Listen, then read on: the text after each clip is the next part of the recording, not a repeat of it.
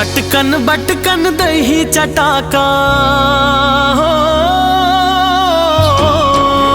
अटकन बटकन दही चटाका, खड़गे घर ऊपर गे बाटा, झगड़ा गहूँ पिसान के, नहीं ये सुनैया अब सियान के रे भाई, नहीं ये सुनैया अब सियान के। अटकन बटकन दही चटाका, खड़गे घर ऊपर गे बाटा, झगड़ा गहूँ पिसान के, नहीं ये सुनैया अब सियान के रे भाई, नहीं ये सुनैया अब सियान के।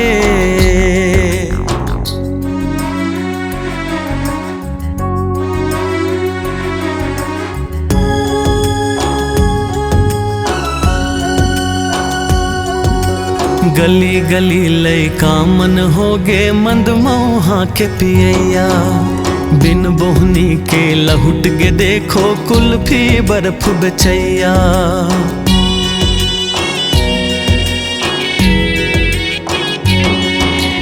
दादा बाबा मन चीज बनाए सुपसिया नून लपी के, तय कर जाकर मजा उड़ा थस बढ़िया देसी घी के।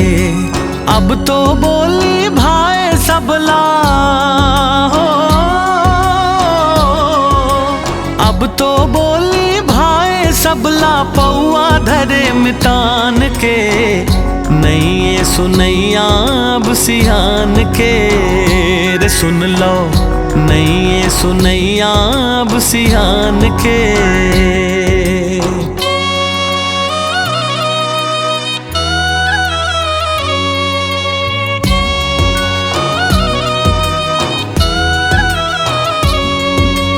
एकड़ एकड़ खेत ला बेचे बेच डरे घर बारी, बेचत बेचत बेच डरे तै पुरखा के चिन्हारी।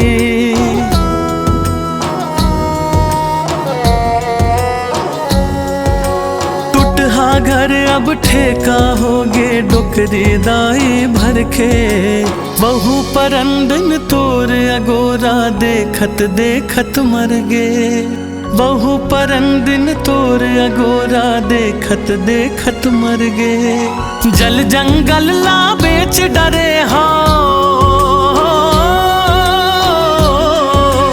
जल जंगल ला बेच डरे हो, अब सौदा करो ईमान के, नहीं ये सुनैया अब सियान के रे संगी, नहीं ये सुनैया अब सियान के।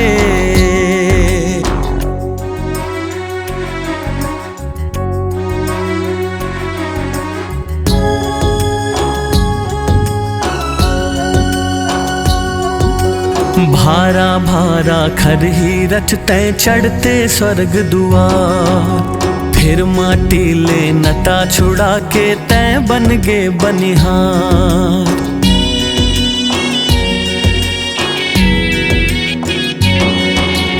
बड़े शहर के चका चौंध मां झन जाते भटके बर, कत को आँखी गड़ाए हावे तोर हकला झटके बर। नांगर बैला धनहा कोठी हो, नांगर बैला धनहा कोठी, पूंजी हर किसान के, नहीं ये सुनैया अब सियान के रे सुन लो, नहीं ये सुनैया अब सियान के।